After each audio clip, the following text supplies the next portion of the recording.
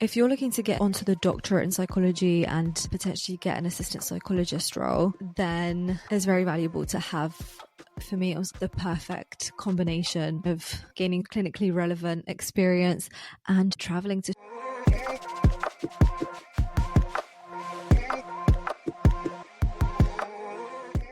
Hello everyone and welcome to Psych Diaries, where we talk all things psychology, career and personal growth. I am your host, Maya, an aspiring psychologist, and I'm so glad you're here today. Today, I want to talk about jobs that will help you become a clinical psychologist one day. What kind of specific job titles should you be looking for that will help you gain that kind of relevant experience that you need to apply for the doctorate one day? First, I'll talk about my personal experience so far. Then I'll talk about some of the other options that you have, because there are so many out there. So I'll give you loads of different titles that you can look for, different settings like hospitals or schools, different clinical populations that you could be working with. Also the specific websites that you can go to make these applications. And then at the end, for my little section on what's new in psychology, I thought it might be nice to talk about the neurodiversity-affirming movement, because I work in that area. I work with neurodiverse children, and I think it's quite an important shift that we're seeing in psychology. If you are working with neurodiverse people, or you think you might in the future, this might be helpful to learn more about it and how we can be better healthcare professionals when working with this specific clinical population. So that's the plan for today's episode. Let me get into my experience so far so that you can see the kind of journey that I went on that really helped me get to where I am now and helped me get assistant psychologist interviews as well. So before I went to uni to study psychology, I already had some work experience, but not relevant clinical experience. It was working in a restaurant and a cafe and like customer service based jobs. So nothing related to care. And then I went to uni, and the first thing that I gained was a research apprentice kind of thing that they were doing at university. It was this role that was basically like helping a research assistant at the university do very basic research tasks. I had to do a scoping review thing where I basically just had to include or exclude different research articles. And I did that for a couple months. I would just say that if your university is offering any sort of additional extracurricular stuff that will really help you, so like research or maybe volunteering for a helpline at university or being part of the psychology society. I know a lot of unis in the UK have those. Even being the chair or on the committee of a psychology related society, I think that would be really helpful as well. So definitely make the most of your university experience as much as you can. So after my first year of uni, I started applying to loads of different part-time jobs. In the summer, I was applying to loads of support worker jobs. Some were more related to mental health, some a bit less. They were all like supported living places. And this was all in Bath. So I went to the University of Bath. Luckily, I got 2 interviews for 2 similar support worker jobs. But one was with adults that had very complex needs, like psychosis, bipolar disorder, and like depression, anxiety. And yeah, I thought that one will be more valuable to me than the other one, because I think the other one, the needs weren't as complex or as severe. I really wanted that kind of experience, and I was lucky to get an offer on that job. I think that experience was very valuable. If you're able to get a support worker job in the mental health field, I would recommend that you do that. If it's not specifically mental health related, as long as it's somewhat to do with healthcare, that'll be fine as well. So that's what I did next, and I did that for 2 years. In the summer in between those years, I went on a volunteering trip to Sri Lanka, And it was like a mental health volunteering thing for 3 weeks. So I did that with Plan My Gap Year, which is like a volunteering company where they provide you with the accommodation and the food, and they give you this kind of whole experience of being able to volunteer in different areas that you're interested in. So it could be mental health, like what I did, or it could be medicine, and that I had to pay for. That wasn't free or even paid. That's definitely not something that's accessible to everyone. I realized that, and I know I am very lucky and privileged to have had that experience. But yeah, that was a really cool experience. I also really enjoy traveling. For me, it was the perfect combination of gaining clinically relevant experience and traveling to Sri Lanka and having the best time there. I also got to do really cool things like shadow psychiatrists and speech and language therapists and meditate with monks. But I don't know how much that actually weighed in on the next job that I had. I think the support worker position was a lot more valuable. I was there for almost 2 years, and that's really where I got all the skills that helped me apply to the next job, which is speech and language therapy assistant. And also at that point I had graduated from uni, so I had my psychology degree and that other experience, which allowed me to apply for assistant psychologist posts. I got 2 interviews, but I didn't get the jobs. I also applied to teaching assistant roles, and I did get those, but then the speech and language therapy assistant role came along, and I thought that was a better opportunity because it was in the NHS, which is very valuable. If you're looking to get onto the doctorate in psychology and potentially get an assistant psychologist role in the NHS, then it's very valuable to have some kind of experience in the NHS because they want you to know how the system works.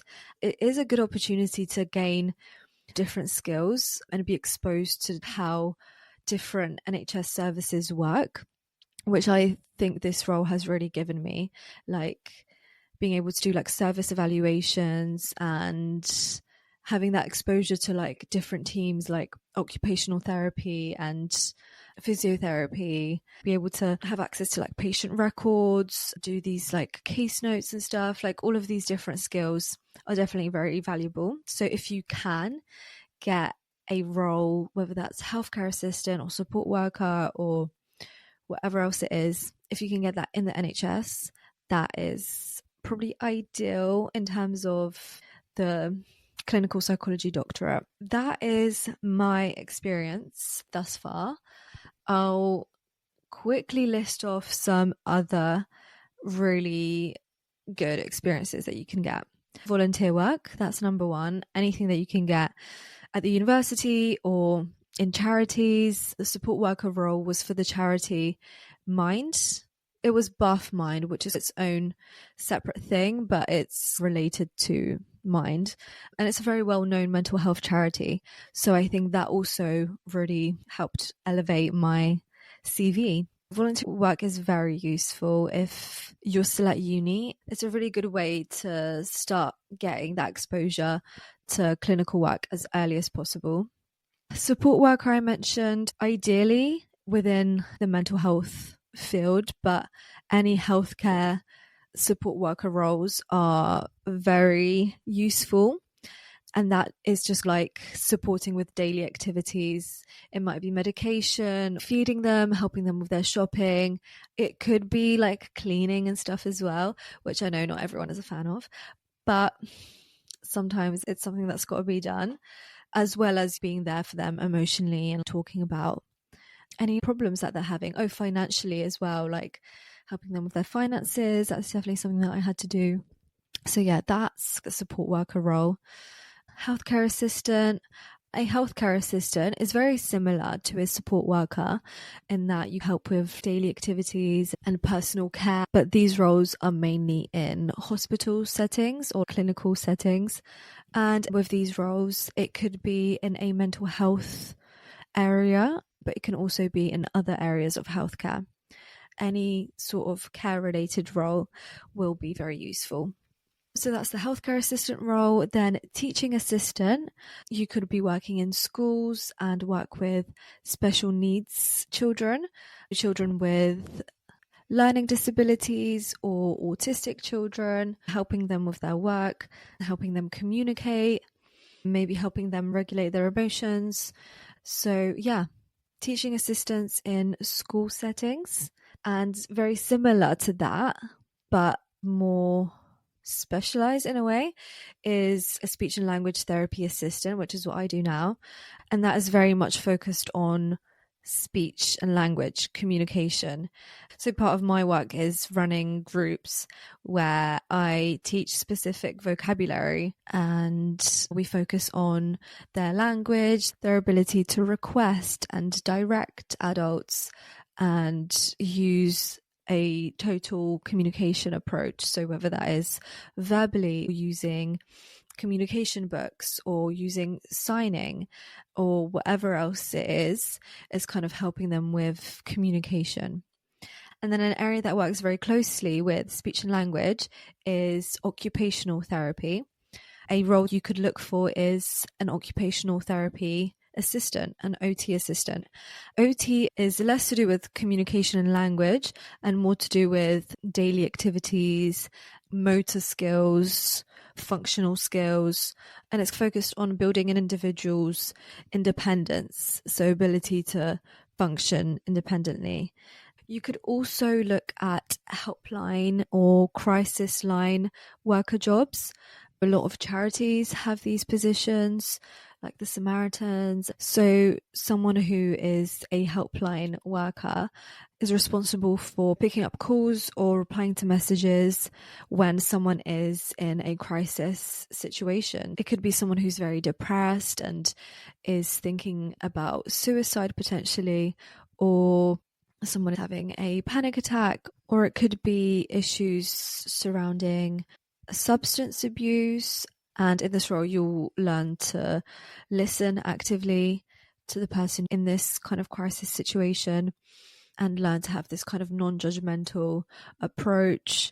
You learn important skills like how to deal with confidential information. And then the final one that I wanted to mention that is entry level, like you can probably apply to it with very little experience, is a research assistant. Especially if you've done a master's, you could definitely look at research assistant roles. There's this specific website that I found that had loads of research assistant roles on there.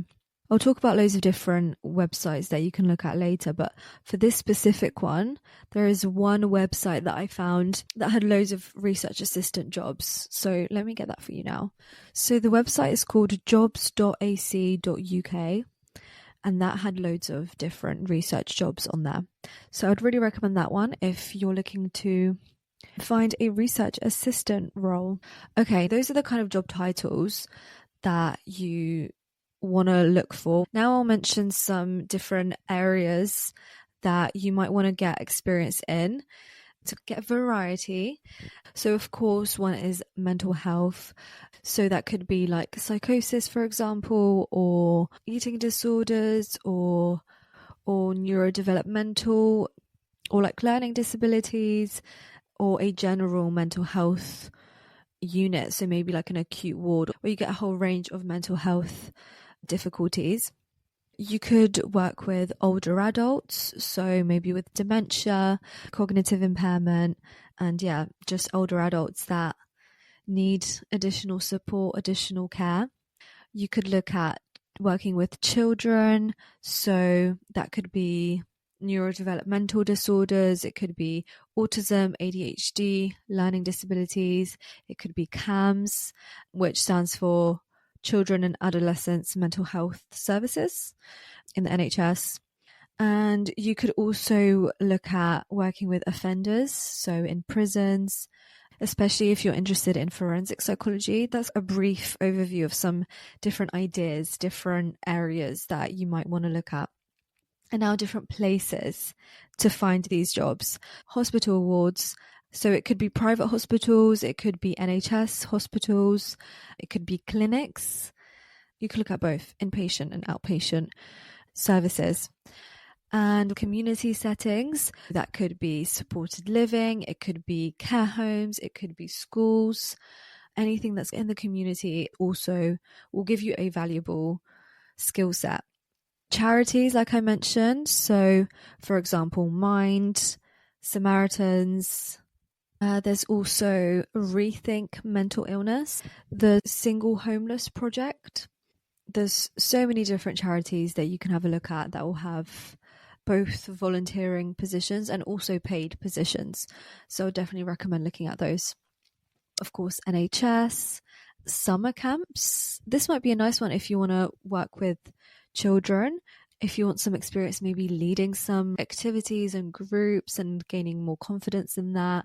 So that might be a nice one, especially if you're still at uni and you only have the summer to do something. A summer camp like Camp America might be a really good idea. And finally, your university.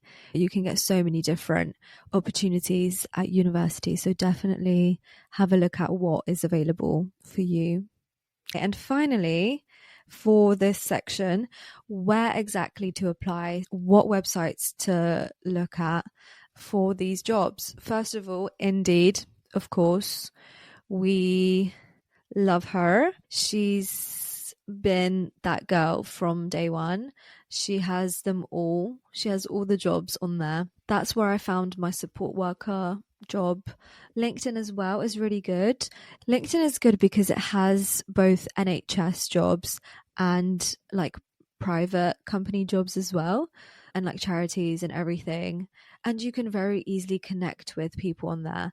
So if there's someone that you know is like already a clinical psychologist, or if there's an opportunity to connect there and see if they have anything for you, then LinkedIn is a good place to go to network, but also to find jobs. NHS jobs and health jobs. If you just search up NHS jobs or health jobs, two different websites, but they're both very similar in my eyes. And that's where I found my speech and language therapy assistant role. If you're looking for NHS experience, go to those websites. And also NHS trust pages might have some additional posts on their website. Charities, I mentioned, you can go on their websites, you can find charities on Indeed. There's also the government website, so gov.uk, and they also have some NHS jobs and charity jobs. I feel like the options are very limited on there, but that's also something worth looking at. So that's gov.uk. If you're looking for volunteering experience and you have the means to pay for an experience abroad, I recommend Plan My Gap Year. They are not sponsoring this video. I just had a really good time with them. It was a really good experience. So yeah, definitely look at those sorts of companies as well if you can. The main takeaways are: find something in care where you're looking after other people and like helping other people. Even if it's not directly related to psychology, to mental health, you can definitely still take out skills from that will be useful in your future applications. So don't think that just because you don't have NHS experience or assistant psychologist experience that your experience isn't good enough. There are lots of skills that you can transfer onto a different role very easily. Actually, there are two roles that I didn't mention. So I mentioned like support worker, healthcare assistant, all of those roles, but there are also some other ones that require some training. The roles of a psychological well-being practitioner and a clinical associate in psychology. And let me do them separately. The first one, psychological wellbeing practitioner. For this, you basically train for 1 year with NHS.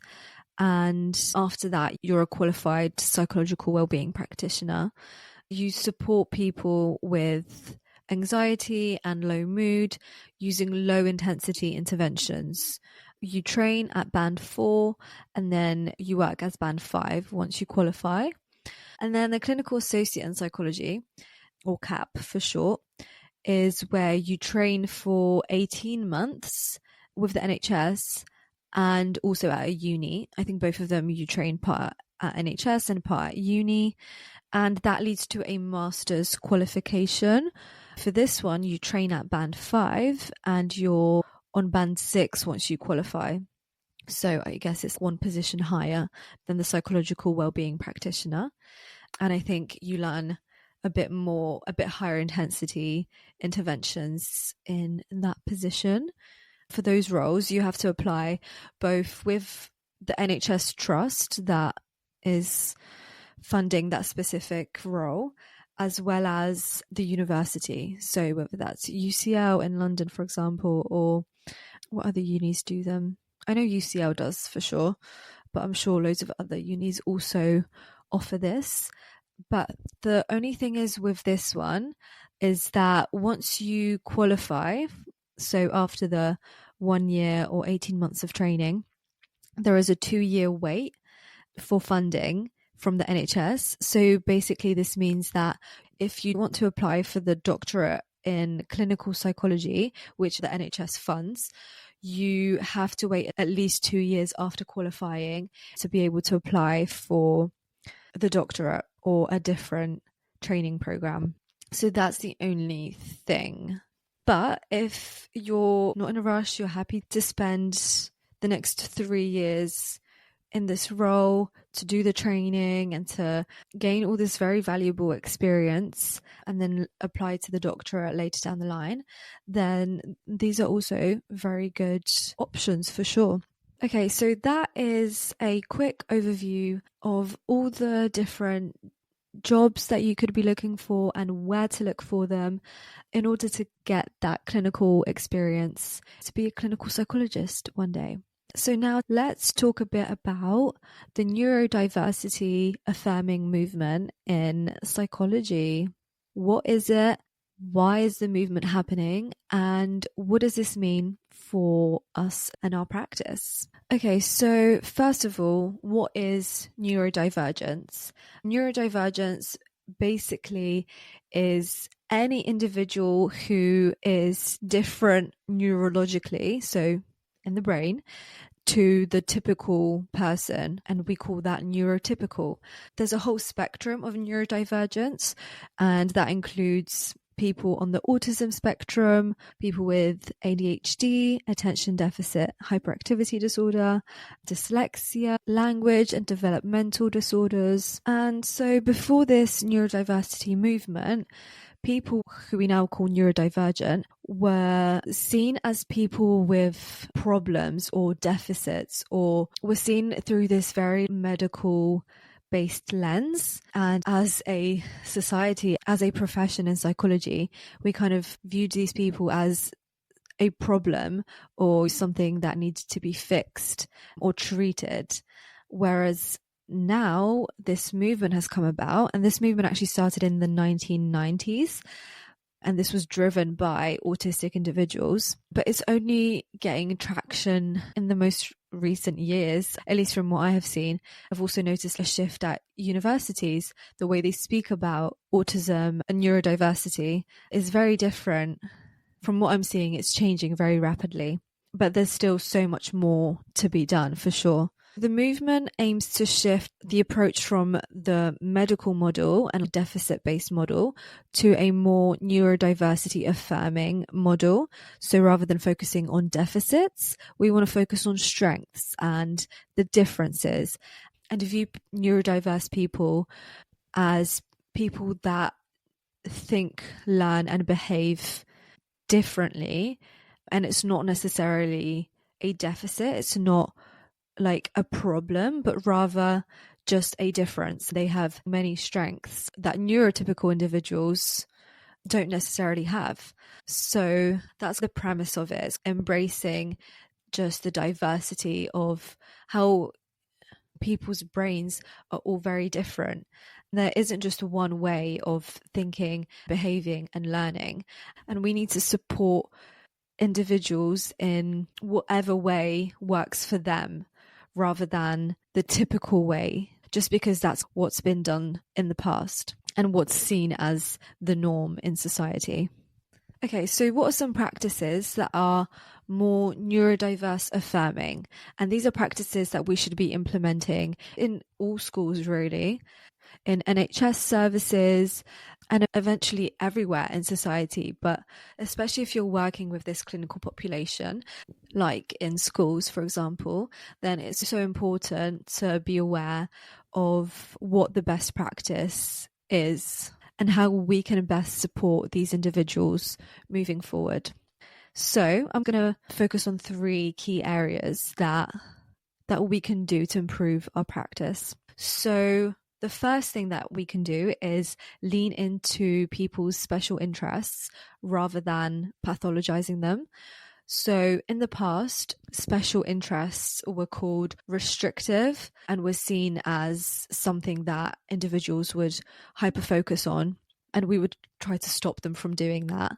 But actually, research shows that when we lean into those special interests and we embrace them and use opportunities when neurodiverse individuals are very engaged in a specific task or hobby, there are so many opportunities for them to learn using that experience. We should focus on expanding those special interests and incorporating learning into them rather than trying to stop them from engaging in those activities. So that's the first thing, leaning into special interests.